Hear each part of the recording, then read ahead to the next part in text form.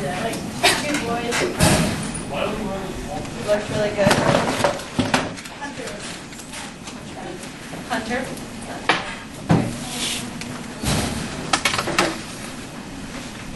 We'll just keep track. Are we doing shoes today? Yeah. Did you bring some duct tape? Yeah, I think so. For Friday? For Wednesday?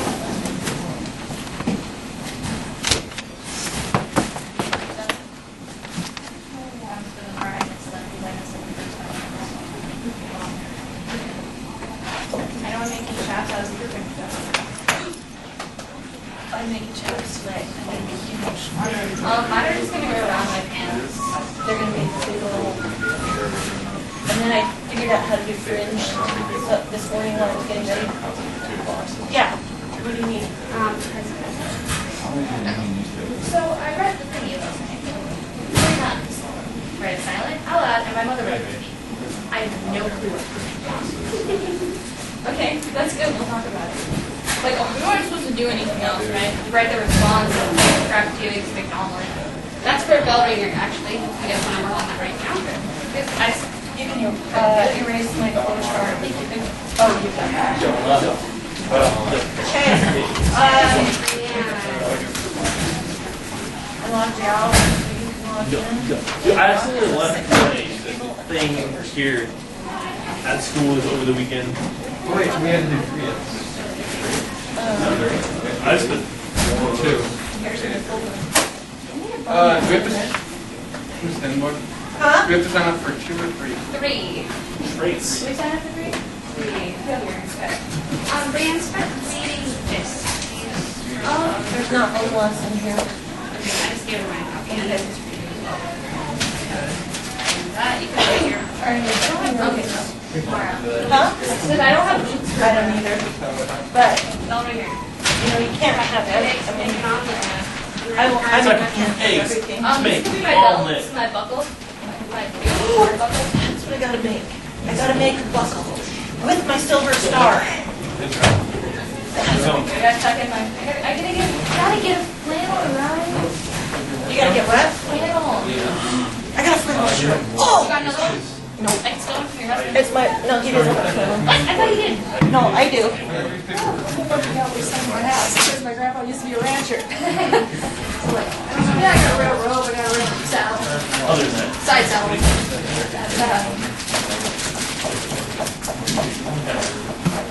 Well, you.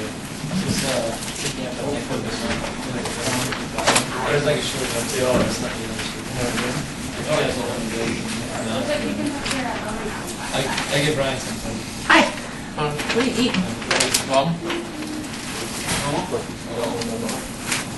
Okay, so your name should be in 3 of these boxes. 3. You put your name in the Okay, everybody has an exit ticket.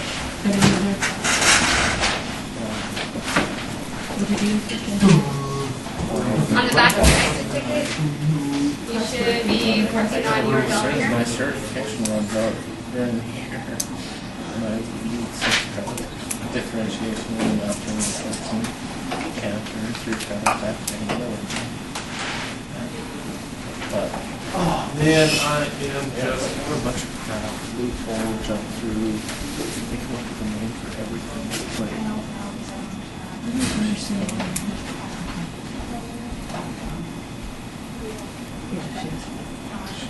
Okay, so about another 60 seconds on this.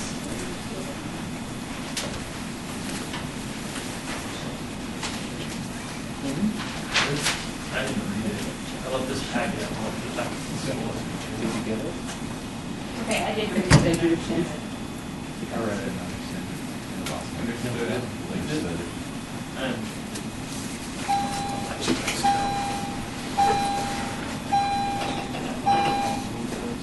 About 30 seconds.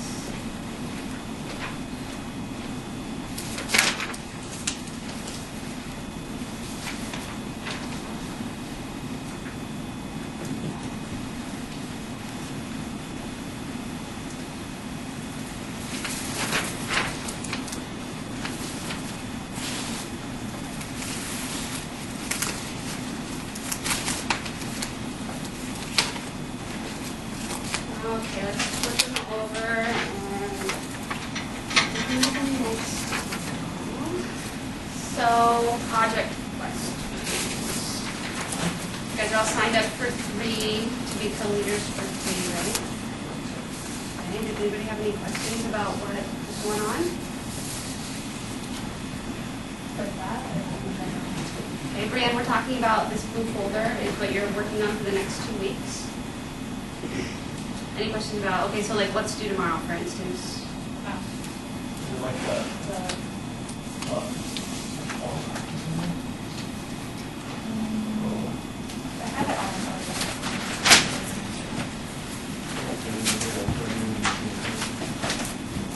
Okay, so who are our generals? We have Miranda and Jack. And Kaylee's my co-op. And Kaylee is helping us out. So you guys don't have an army. So what's the first thing you're going to need to do? Recruit troops. Okay, and that's an assignment that should be like the first page on the right-hand side of your folder. Do you straight up want us to like ask people? I straight up want you to come up with conscription notices that are numbered. Look at your assignment sheet. On the left-hand side? And it says Civil War Construction, Command and Conquer. The left-hand side, assignment sheet, Due Tuesday, right? due Tuesday.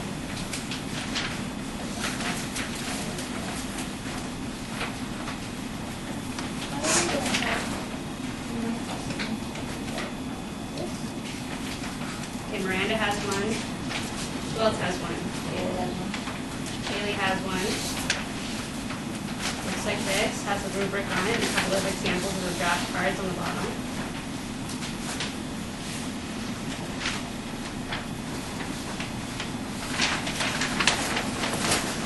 Okay, this needs to be done by tomorrow, because you guys need to draft the rest of the secondary. And you need to hand in a piece of paper that has a list of all the people that you drafted, along with their numbers and notices. Right? So they didn't get a choice. No, you're drafting them, But how do Jack and I know we're not drafting? because they probably tell you. And also you'll have a list. So what are you gonna do? How many kids are there in the grade? Like, Who would know that exact information? December, right? Patty probably would be the best person to go after for a list, right? And hopefully you guys are gonna have even numbers of draft conscription notices, right? So how many should be drafted on each side? Okay. And where are you gonna do the rostering? And what is a roster? Okay, so, and who is responsible for this? Jack. Confederate conscription notices are Brianne and Jack. Okay. Union conscription notices, Jake and Jack. I'm gonna erase your name on that one. Yeah, I just But- totally put the name on something.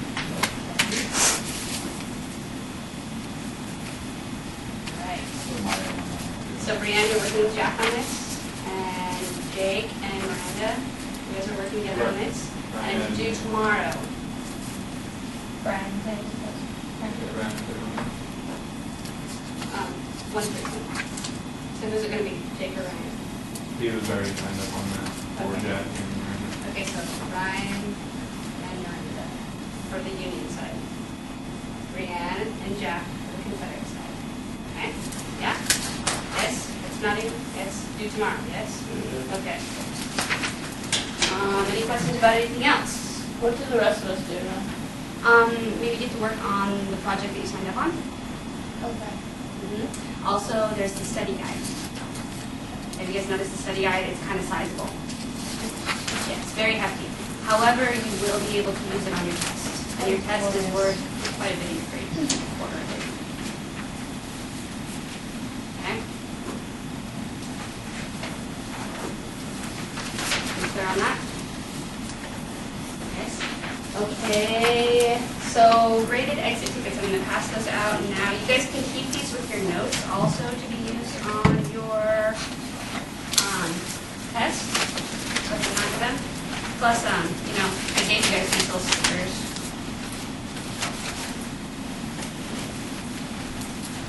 You should be happy. I read in my book concrete rewards were effective for even college students. And these are the only stickers I had. What did you get? Yes. Oh, this is I the got number ones. a They're, well, I'm not really. Water container and some cups. Eat it, guys. But That's you drink right. it. You drink it. Oh, drink it. Okay, so the next thing that's due after the conscription notice is going to be the battle essay. And that is, you guys need to look at your book as your primary text. You guys can also do some internet searches. Find, like, for instance, Battle of Vicksburg, Battle of Gettysburg, Battle of Antietam. What you want, in my opinion, is something that's going to work with the terrain here. And we want like a 100-page or 100-word essay between 100 and 350, the assignment sheet's in your folder, explaining why that's the battle that you want. Does that make sense? No? I would think this. Head's nodding. Miranda, if you want to step up and explain to Jack what I just said. This is what I was reading too. Okay, I'm sorry. Maybe I should have held those to the end. So, battle essay. Okay, it's in your assignment sheets. Did you guys see those when you were looking through your folder like I asked you to over the weekend? No, I didn't even hold it. I'm just being honest.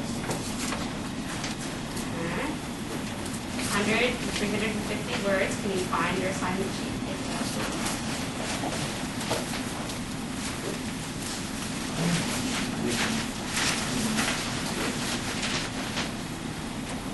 Bring up the six. Does it say battle essay on the top? Nope, that's not.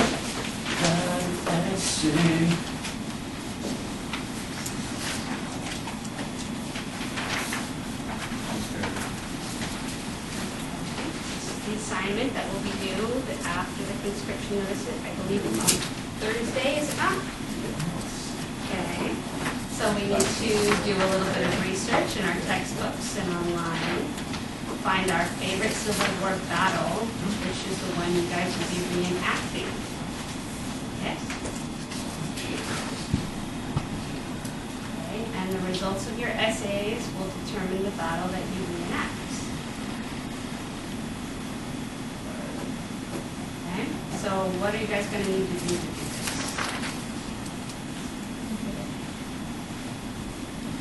Research. You're going to need to know something about the battles, right? Are you going to want to pick something at random? Are you going to want the ones that involve ironclads? Yes. How are you going to pull that one off? I think it was. In the water? Blood for it. Hey, we got a pool. It's been raining a lot. But safety first, I don't want any seventh graders getting drowned, right? That'd be sweet. They all can Rain. swim. They're fine. We're gonna like it. Yeah, we'll just like put in life jackets. So Thursday, this essay is due. This is an individual project. Haley, you're worrying after this. I don't know. So you're basically just writing an essay on your favorite. You are basically just writing an essay on your favorite. Yeah. Yes. Gotcha. Okay. Wagner's 7 skills. I just wanted to recap really quick. Jake, can you read that, please? Implementing problem solving, collaboration, leadership excellence, agility and adaptability, initiative and entrepreneurship, effective oral and written communications, assessing and analyzing information, and curiosity and imagination. Excellent. Can you guys think of any examples for any of these? Oh, the newer battles will be critical thinking. Good. Anything else? Collaboration and leader and influence. Huge in the battle and like George Washington, he was being followed in the troops over, the final battle of Bunker Hill. No, like when they're crossing the Delaware River, we did like their last shot of battle of Lexington. Yeah. Like when it was like our last thing, showed incredible view too. Yeah, But like say probably. That was pretty okay. Yeah. Saratoga's revolution. Yeah, they were. That's what I was Washington's referring to. Oh, okay, sorry. Okay. Guess I should pay attention. What about effective oral and written communication? Yeah. You guys will be working on that when you, and the oral communication, the battle presentation, which you will be giving to the rest of the secondary school. Right? Yes? Sure. All right, so the objective today is we're going to be able to define the Atlantic slave trade and understand its impact on both the economy and the society of the United States. Big factor in the Civil War, right? Mostly because the abolition movement, it wasn't abolition itself, the abolition movement was one of the primary factors in what started the war. The Atlantic slave trade was different from other slavery throughout the history of the world in a lot of different ways, in that mostly it was it was a chattel slavery. You guys know what chattel means? Chattel is the idea that human beings aren't human beings, they're animals. Other slaves, like Greeks had slaves, Romans had slaves, Egyptians had slaves. They weren't considered subhuman, they were just considered extremely low class. A person could buy their way out of slavery. A person, if you had children, your children were not necessarily slaves. It wasn't because of your ethnicity or your race or anything like that that you were a slave. It was because of your social class. Slaves in, we're going to watch a little video on it, but slaves in other cultures oftentimes had a lot of social status. In our country and in like the Americas in general, the whole Atlantic slave trade going back and forth, slaves were specifically considered subhuman, and it was having to do with their skin color and where they were from a lot of times. One of the seventh graders actually asked a really interesting question. They asked, when did racism start? And I thought that was kind of interesting because when I was going through school, it just didn't occur to me that, racism in the United States started somewhere. Like, I was just kind of like, oh, well, people have always been that way. Well, people have always sort of been, like they othered. They had the other, you have your group, the other group, and the other group are obviously the other group are other, and they're less, and not as good, and not as good, right? Until the Atlantic slave trade in the New World, racism, as in like what you look like, what your skin looks like, wasn't an issue. Like it just didn't, it wasn't like that. Like for instance, the word slave comes from the word Slav, and where are the Slavs from? If you're Slavic, where are you from? Yugoslavia. Yeah, you're from Europe. What do you look like? You know what the word Anglo comes from, like Anglo-Saxon? It was a play on words. The Romans called them angels because they were blue-eyed and blonde-haired, and they were slaves, and they were some of the most desirable slaves. It didn't have to do with your skin color. It had to do with the fact that you were not Roman, you were not Greek. That's where the words came from. Like even in the 1500s, Shakespeare, have you guys heard of the word, the play Othello? Okay, Othello was about a soldier, and he was black. And it was all about how he dealt with the high society. And he was getting married to a very high society, little Venetians, Venice, right? Venice, always. Othello was black, and he was marrying a Venetian girl. And then all of this other stuff happened around him. And he was very well respected in Shakespeare's time. It was, he was the Moor. He was an outsider. He wasn't part of the in-group, but at the same time, it wasn't like, oh, he's black, there's no way he could be a colonel or a general in the army. He was also Muslim. Yes, He was a Moor. a Moor, yeah, so black and different religion. And Shakespeare, like Othello was very well received, and he was a hero in the play, and that was in the 1500s. This book kind of rocked my world when I was in college. It's called Mine Own Ground, and it's about property holders in Virginia, and they dug up, basically this guy found a stash of little documents in somebody's attic, and he started going through, and which is how good historians do it, they find original documents, and it was all property owner records, tax records, marriage records, it was like old courthouse records from back in from 1640 to 1676. So like ancient stuff, right? Well, not ancient, but old. And these people were, like, they used to be indentured servants, and they were from places like, well, they were from Africa. They were black. And they were marrying local, like Irish and other, like, Virginia settlers. They were owning property, buying themselves out of slavery. They were going to court and fighting court issues. And then slowly, sort of, like, it became illegal for them to marry white people. Then it became illegal for them to vote. And then it became illegal for them to go to court and represent themselves. And then it became illegal for them to own property. And then they became property themselves. Now, why do you suppose that would happen over the course of history in the Virginia colony?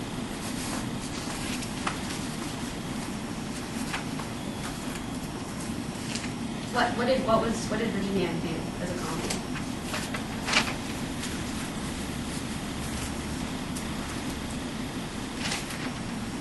Ryan, what was Virginia colony known for?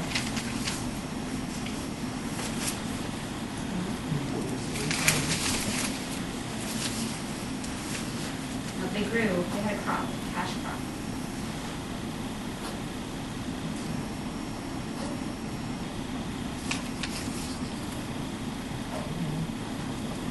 Not cotton.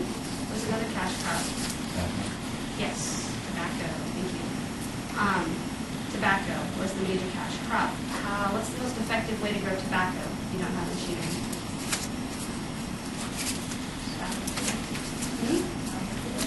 How do you plant it? How do you tend it? How do you pick it? Cattle, they're like wild. Slaves. We had slaves do it. So why do you think slavery became a thing in southern colonies? Because they got lazy. They didn't want to do it themselves. They couldn't. There's no way to create, there's no way for them to grow tobacco. Or cotton, for that matter. Until the advent of the tractor, you can't make money off of it. You're paying hundreds and hundreds of people to go out and tend these giant crops. How are you going to make a profit? You don't pay them, you own them, right? So this little story here, this little book, based on primary documents, is a story of the evolution of the cash crop in Virginia. And it typifies the rest of the South, but it's just this one little narrow window because this guy was lucky enough to happen upon this box full of old documents. Just so you know. But anyway. So moving on, let's talk about Omelas. So Ryan, you said you guys want to circle around here. Ryan, you said you understood what happened. What happened? Just describing the city, and everything's perfect in the city. All people are happy. They're all balanced. They're all very just high-class people. And it's the whole unknown, I guess, is that one child in the city has to have this terrible, terrible life. He was just suffering all the time. Yeah, I don't know, just like so you have to think about it. You guys know.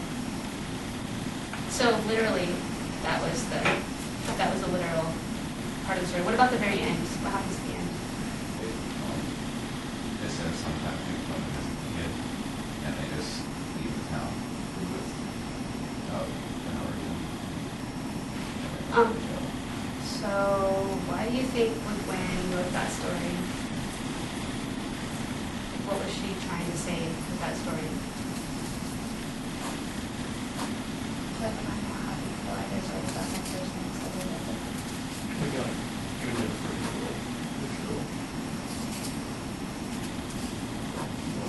There's going to be suffering, but is she saying that it's inevitable?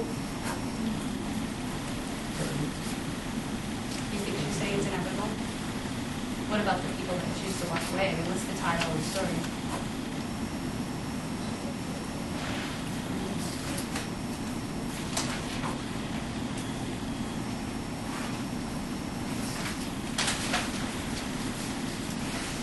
Could you live in a society like that?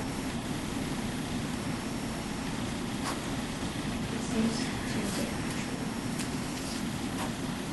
well, I mean, the story itself is a metaphor, right? Yeah.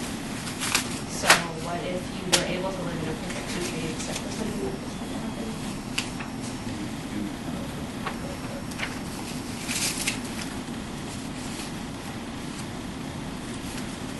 Do you think you could stand it? So what would you do?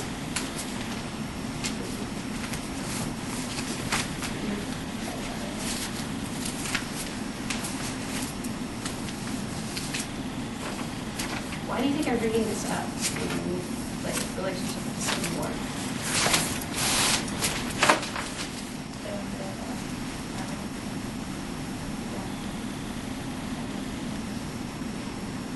Well, I mean, think about it from the South's perspective, like slavery. Think about it from the South's perspective.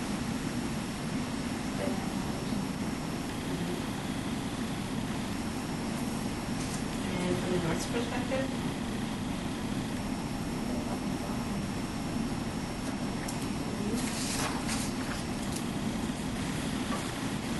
I'm not really understanding.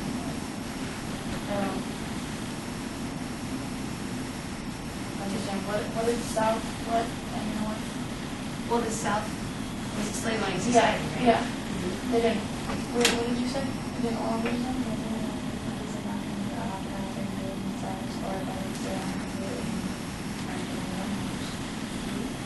Yeah, the South was an aristocracy, basically, right? Their economy was based on the cash crops. So, like losing the slaves, what would that do to them? There wouldn't be as thriving, I guess. Wouldn't be earning as much. Wouldn't be earning as much as they would with the. Those big plantation houses, do you think they would exist? I mean, what happened after the Civil War to the South? And some basically like big crops. Destroyed. I mean, their whole the fabric of their social system. You know, when we talk about like Okies and like Georgia crackers. I mean, they had a white underclass as well. I mean, the word cracker comes from like whip cracker, and that was the white Irish, Scots-Irish, Appalachian people that lived there, that worked for the aristocracy. But their aristocracy, there was no way for them to survive without slavery. So imagine, there's a ton of people in the North who felt like these people who walked away from Omaha. They're like, our country is based on this, this horrible, this travesty. And they saw it. I mean, they saw it, right? Like, they could see it happening. And they said, our country is based on this and we can't stand it. We're not going to handle it. And so, like, is there sort of a compromise to be met here? Do you think they could compromise over that? Do you think they could find a compromise between that? Like, If they wanted it, they would work for it. maybe. Did they find a compromise?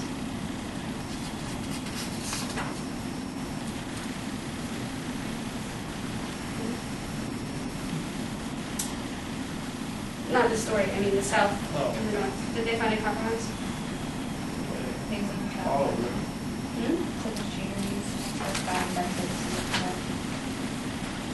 like, They seceded and started a war. So, just to talk to you guys really quick about close reading. Did you guys write on your text on the paper? Can you raise your hand if you read the story? 1, 2. It's pretty hard to have a conversation about a text if no one reads it. Okay? So then everyone kind of just sits around and is super bored because they didn't read it. It's a lot more interesting if you can get class prepared. Alright.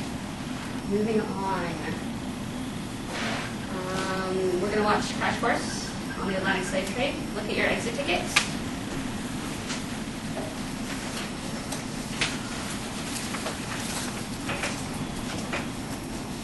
I'm going to go ahead and write some questions on your unit final having to do with OMALOS. I would suggest that you guys go ahead and take a look at that if you haven't. So everybody has their exit ticket out? Everybody ready? Little video? Okay. my imaginary boyfriend, Jeff Green.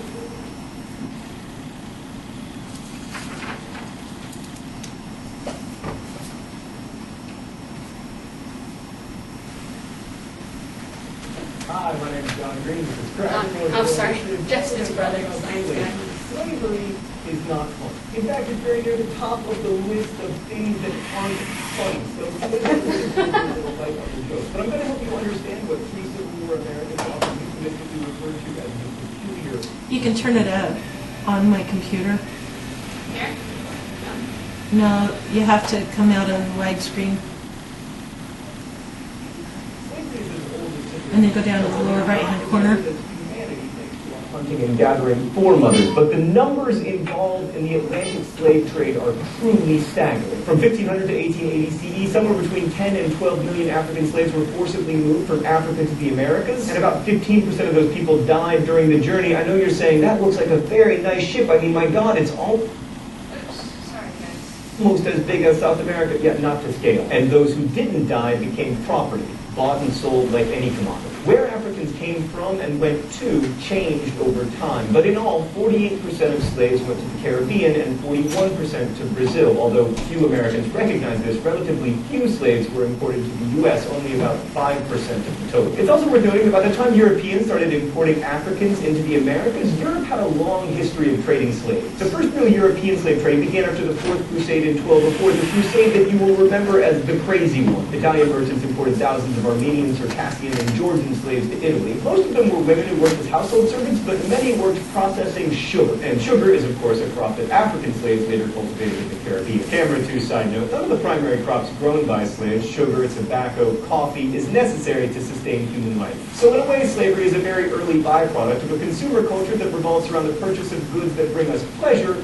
but not sustenance. You are welcome to draw your own metaphorically resonant conclusions from this fact. One of the big misconceptions about slavery, at least when I was growing up, was that Europeans somehow captured Africans, put them in chains, stuck them on boats, and then took them to the Americas. The chains and ships bit is true, as is the America part, if you define America as America and not as America. But Africans were living in all kinds of conglomerations, from small villages to city-states to empires, and they were much too powerful for the Europeans to just conquer. And in fact, Europeans obtained African slaves by trading.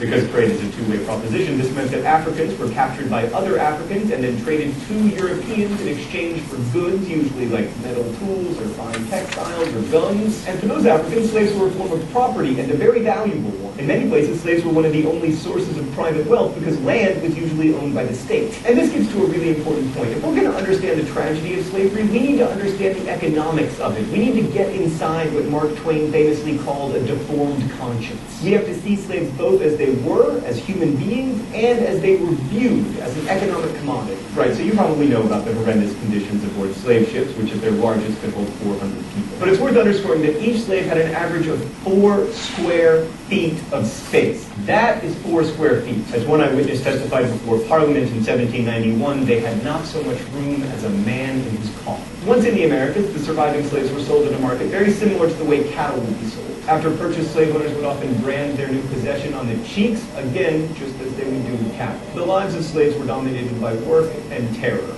but mostly work. Slaves did all types of work, from housework to skilled crafts work, and some even worked as sailors, but the majority of them worked as agricultural laborers. In the Caribbean and Brazil, most of them planted, harvested, and processed sugar, working 10 months out of the year, dawn until dusk. The worst part of this job, which is saying something because there were many bad parts, was fertilizing the sugar cane. This required slaves to carry 80-pound baskets of manure on their heads up and down hilly terrain. Mr. Green, isn't there a poop joke in there somewhere? No, from the past, because this whole thing is too depressing. When it came time to harvest and process the cane, speed was incredibly important because once cut, sugar sap can go sour within a day. This meant that slaves would often work 48 hours straight during harvest time, working without sleep in the sweltering sugar press houses where the cane would be crushed in hand rollers and then boiled. Slaves often caught their hands in the rollers, and their overseers kept a hatchet on hand for amputations. I told you this wasn't going to be funny. Given these appalling conditions, it's little wonder that the average life expectancy for a Brazilian slave on a sugar plantation in the late 18th century was 23 years. Things were slightly better in British sugar colonies like Barbados, and in the U.S., living and working conditions were better still. So, relatively good. That in fact, slave populations began increasing naturally, meaning that more slaves were born than died. This may sound like a good thing, but it is of course its own kind of evil, because it meant that slave owners were calculating that if they kept their slaves healthy enough, they would reproduce, and then the slave owners could steal and sell their children, or use them to work their land. Either way, anyway, this explains why even though the percentage of slaves imported from Africa to the United States was relatively small, slaves and other people of African descent came to make up a significant portion of the U.S. population. The brutality of working conditions in Brazil, on the other hand, meant that slaves were never able to increase their population naturally, hence the continued need to import slaves into Brazil until slavery ended in the 1880s. So I noted earlier that slavery isn't new. It's also a hard word to define. Like, Stalin forced millions to work in the gulags, but we don't usually consider those people slaves. On the other hand, many slaves in history had lives of great power, wealth, and influence. Like, remember Zheng He, the world's greatest admiral? He was technically a slave. So were many of the most important advisors to Suleiman the Magnificent. So was Darth Vader. But Atlantic slavery was different and more horrifying because it was chattel slavery, a term historians use to indicate that the slaves were movable property. Oh, it's time for the open letter? An open letter to the word slave. But first, let's see what's in the secret compartment today. Oh, it's Boba Fett, noted owner of a ship called Slave One, apparently a ballet dancer. That's a fine approximation of ballet music. Thank you, Stan. All right. Dear slave as a word, you are overused. Like Britney Spears, I'm a slave number 4 letter U. No, you're not. Boba Fett's ship, Slave One. A ship can't be a slave. But more importantly, slave, you are constantly used in political rhetoric, and never correctly. There's nothing new about this. Witness, for instance, all the early Americans claiming that paying the stamp tax would make them slaves. And that was in a time when they knew exactly what slavery looked like. Taxes, as I've mentioned before, can be very useful. I, for instance, like paved roads. But even if you don't like a tax, it's not slavery. Here, I have written for you a list of all the times that it is okay to use the word slave. Oh, it is a 1-item long list! Best wishes, John Green. So what exactly makes slavery so horrendous? Well, definitions are slippery, but I'm going to start with the definition of slavery proposed by sociologist Orlando Patterson. It is the permanent, violent, and personal domination of natively alienated and generally dishonored persons. According to this definition, a slave is removed from the culture, land, and society of his or her birth and suffers what Patterson called social death. Ultimately, then, what makes slavery slavery is that slaves are dehumanized. The Latin word that gave us chattel also gave us cattle. In many ways, Atlantic slavery drew from a lot of previous models of slavery and took everything that sucked about each of them and combined them into a big ball so that it would be the biggest possible ball of suck. Dan, am I allowed to say suck on the show? Okay, to understand what I'm talking about, we need to look at some previous models of slavery. Let's go to the thought bubble. The Greeks were among the first to consider otherness a characteristic of slaves. Most Greek slaves were barbarians, and their inability to speak Greek kept them from talking back to their masters, and also indicated their slave status. Aristotle, who despite being spectacularly wrong about almost everything was incredibly influential, believed that some people were just naturally slaves, saying, "It is clear that there are certain people who are free and certain people who are slaves by nature, and it is both to their advantage and just for them to be slaves." This idea, despite being totally insane, remained popular for millennia. The Greeks popularized the idea that slaves should be traded from far away, but the Romans took it to another level. Slaves probably made up 30% of the total Roman population, similar to the percentage of slaves in America at slavery's height. The Romans also invented the plantation, using mass numbers of slaves to work the land on giant farms called latifundia, so called because they were not farms. The Judeo-Christian world contributed as well, and while we are not going to venture into the incredibly complicated role that slavery plays in the Bible, because I vividly remember the comment section from the Christianity episode, the Bible was widely used to justify slavery, and in particular the enslavement of Africans, because of the moment in Genesis when Noah curses Ham, saying, "Cursed be Canaan, the lowest of slaves shall he be to his brothers." This encapsulates two ideas vital to Atlantic slavery. One, that slavery can be a hereditary status passed down through generations. And two, that slavery is the result of human sin.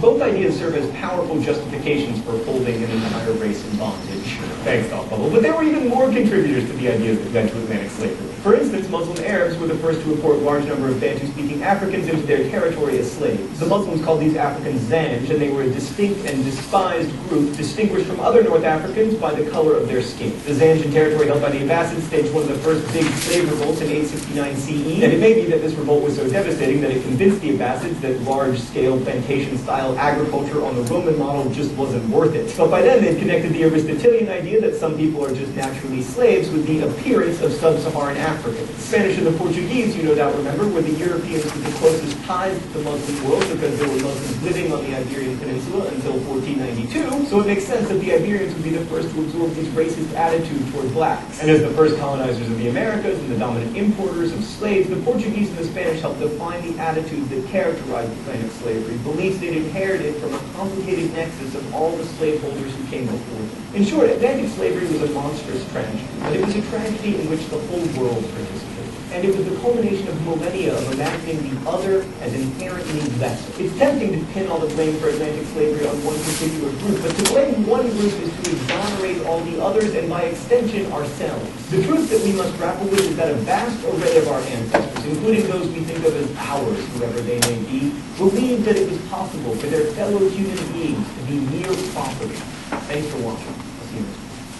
Crash Course is produced and directed by Stan Muller. Our script supervisor is Danica Johnson. The show is written by my high school history teacher, Raoul Meyer, and myself, and our graphics team, Thought Bubble. Last week's phrase of the week was... Okay, so you guys check out your exit ticket and make sure that you got what you need to get or not. Because I didn't see a lot of writing happening. I didn't get some of the questions. Okay, so number 1, what is the middle passage? I may have made that up. The Middle Passage is what they call that, the trade winds that went from the old world, like Africa and Europe, to the Americas. There was the Northern Passage, the Southern Passage, and then there was the Middle Passage that went straight across the Atlantic. The Middle Passage is the route that was most commonly taken by slave ships.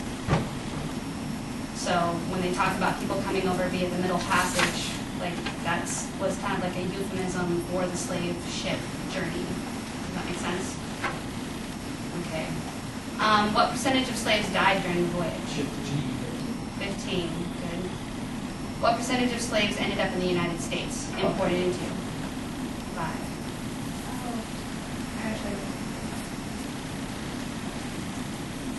Okay. What sort of crops did slaves produce? Which are what kind of crops? Cash crops. Thank you. Yes. So how did Europeans procure slaves from Africa?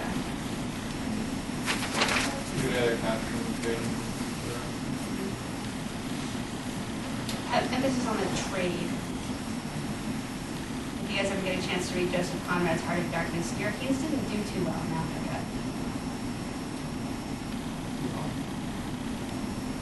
Malaria-ish. It was before they invented the gin and tonic. Quinine? That's why Europeans, the British explorers are known for drinking gin and tonics because gin had quinine in it. And quinine is a medicine for malaria. What is one reason why such a small percentage of slaves were imported to the U.S.?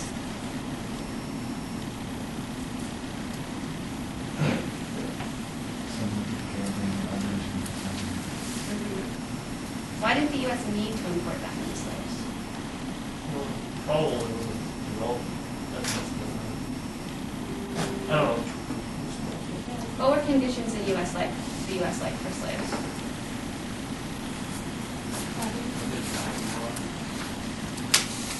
Nope, the opposite. It was crappy. They were enslaved, they were slaves, but it was less crappy than it was in Brazil or in the islands. So what was able to happen?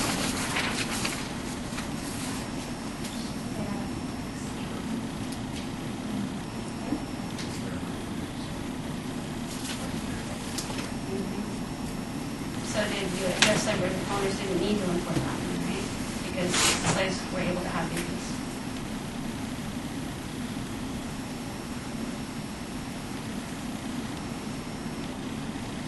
What is chattel slavery? Movable property. That's exactly right. Slaves is not human, movable property. Okay, so the next 3 questions come from the next little video that we're going to watch. And the reason why I'm having you watch this video is because I want you to understand what the North, how the North felt about this. This was all going on in southern plantations, in Georgia and Virginia and the Carolinas. And a lot of times slaves would run away and they would come north.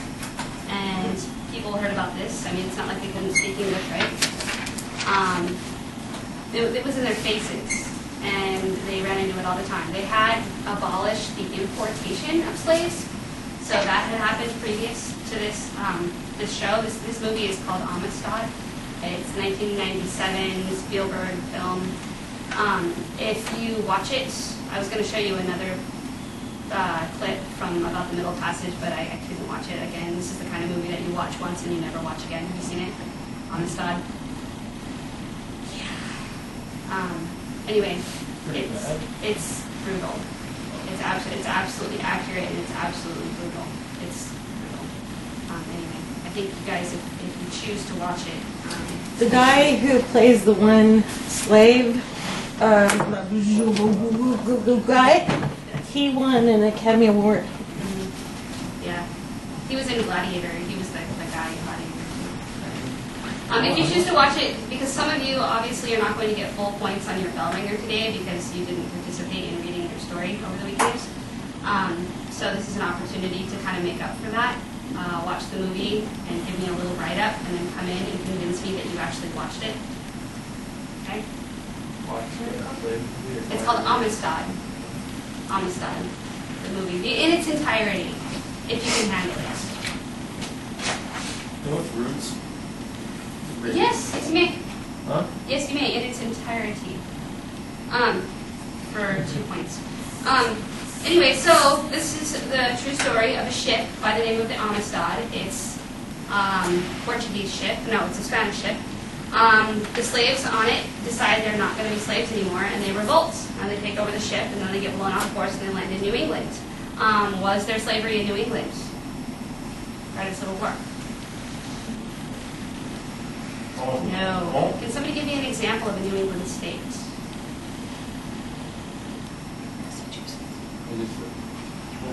Massachusetts.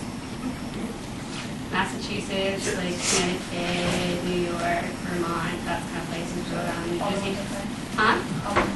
Yes. There was no slavery then. So the slave ship comes in. The slaves have mutinied and killed the crew. They get taken into bondage, and Spain sues for the return of these. The abolitionists at the time did not want to give those people back. They were like, nope, they're landed here. We don't have slavery. They're free now. Spain said, no, they're our property. This thing got taken all the way up through the Supreme Court. So, John Quincy Adams, played by Anthony Hopkins. You guys remember who John Quincy Adams is?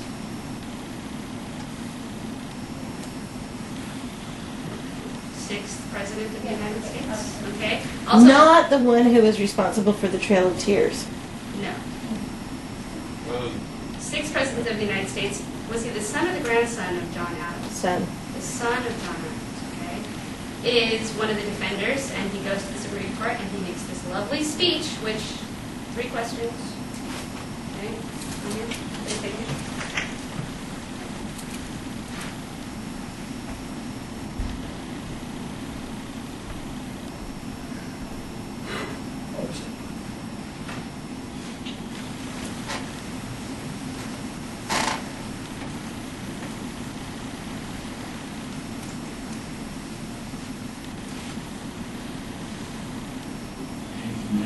Be disrespectful. I'm telling you, I'm preparing you, I suppose, I'm explaining to you that the test ahead of us is an exceptionally difficult one.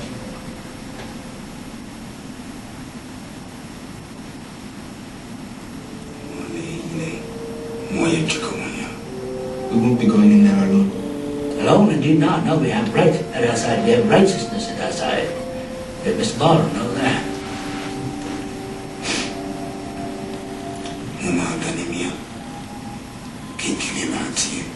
I met my ancestors. I will call into the past, far back to the beginning of time, and beg them to come and help me at the judgment. I will reach back and draw them into me, and they must come. For at this moment I am the whole reason they have existed at all.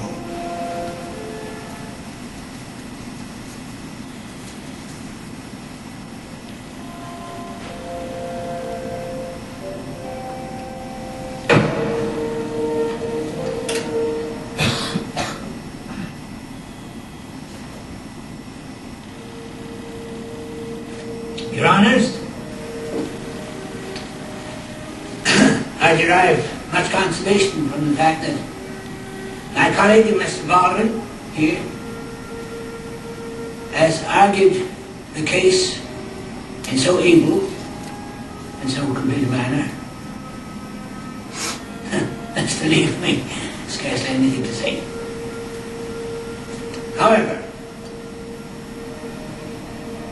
why are we here? How is it that a simple, plain property issue should now find itself so noble as to be argued before the Supreme Court of the United States of America? I mean, do we fear the lower courts, which found for us easily, somehow miss the truth? Is that it? Or is it rather our great consuming fear of civil war that has allowed us to heap symbolism upon a simple case that never has been?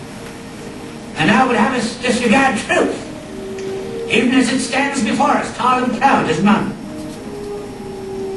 The truth, in truth, has been driven from this case like a slave, flogged from court to court, wretched and destitute. And not by any great legal action on the part of the opposition, I might add, but through the long, powerful arm of the executive office. Hey, this is no mere property case, gentlemen. I put it to you thus: this is the most important case ever come before this court. Because what it in fact concerns is the very nature of man. Now these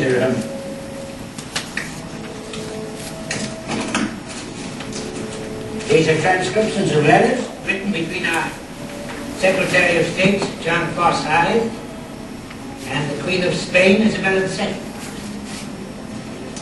I ask that you accept their perusal as part of your deliberations. Thank you, sir. I would not touch on them now, except to notice a curious phrase, which is much repeated. The Queen again and again refers to our incompetent courts. Now what, I wonder, would be more to her liking? Eh? A court that finds against the Africans? Well, I think not. And here is the fine point of it. For Her Majesty wants is a court that behaves just like her courts. The courts that 11-year-old child plays with in her magical kingdom called Spain. A court that will do what it is told. A court that can be toyed with like a doll.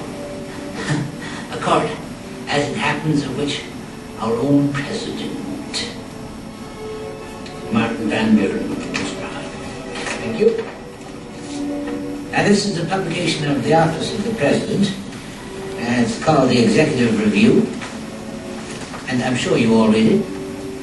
At least I'm sure the President hopes you all read it. This is a recent issue, and there's an article in here written by a keen mind of the South. Who? My former Vice President, John Calhoun, perhaps. Could it be?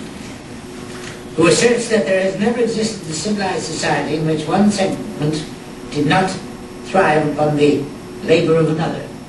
As far back as one chooses to look, to ancient times, to biblical times, history bears this out. In Eden, where only two were created, even there, one was pronounced subordinate to the other. Slavery has always been with us, and is neither sinful nor immoral. as war and antagonism of the natural states of man, so too slavery, as natural as it is inevitable. Now, gentlemen, I must say I differ with the keen minds of the South, and with our president, who apparently shares their views, offering that the natural state of mankind is instead, and I know this is a controversial idea, is freedom. It's freedom. And the proof is the length to which a man, woman or child will go to regain it once taken. He will break loose his chains. He will decimate his enemies. He will try and try and try against all odds, against all prejudices, to get home. Singing, would you stand up if you would? So everyone can see you. This man is black. We can all see that. But can we also see as easily that which is equally true? That he is the only true hero in this room. Now, if he were white, he wouldn't be standing before this court, fighting for his life. If he were white and his enslavers were British, he wouldn't be able to stand. So heavy the weight of the medals and honors we would bestow upon him. Songs would be written about him. The great authors of our time would fill books about him. His story would be told and retold in our classrooms. Our children, because we would make sure of it, would know his name as well as they know Patrick Henry's. Yet if the South is right, what are we to do with that embarrassing and annoying document? The Declaration of Independence. One of its conceits. All men created equal and inalienable rights, life, liberty, and so on and so forth. What on earth would you do this? I have a modest suggestion.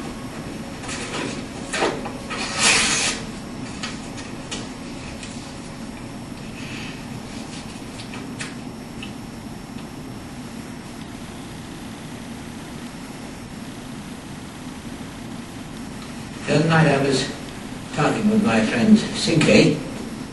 He was over at my place and we were at the greenhouse together. And he was explaining to me how when a member of the Mende, as his people, how when a member of the Mende encounters a situation where there appears no hope at all, he invokes his ancestors. Tradition.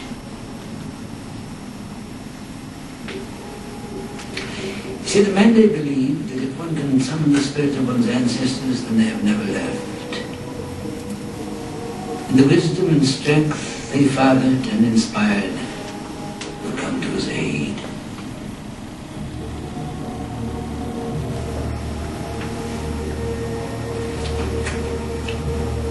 James Madison, Alexander Hamilton, Benjamin Franklin, Thomas Jefferson, George Washington, John Adams.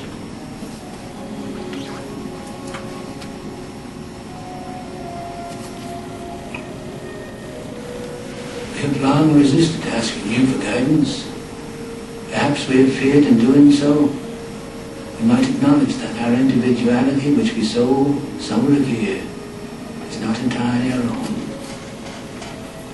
Perhaps we have feared in an appeal to you might be taken for weakness. But we have come to understand, finally, that this is not so. We understand now. We've been made to understand and to embrace the understanding that who we are is who we were.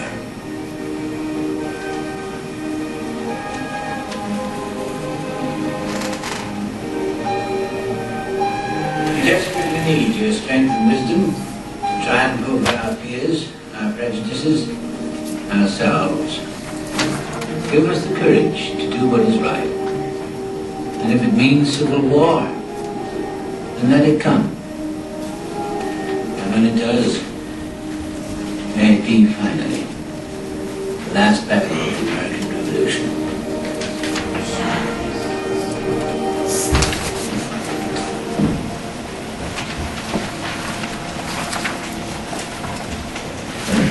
So, for tomorrow.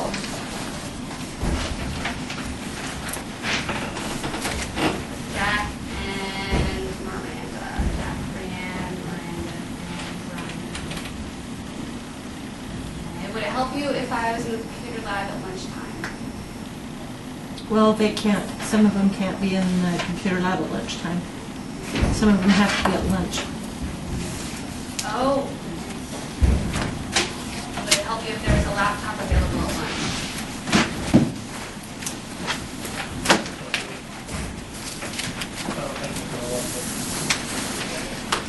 Okay, thank you guys. Thanks. You want me to have this?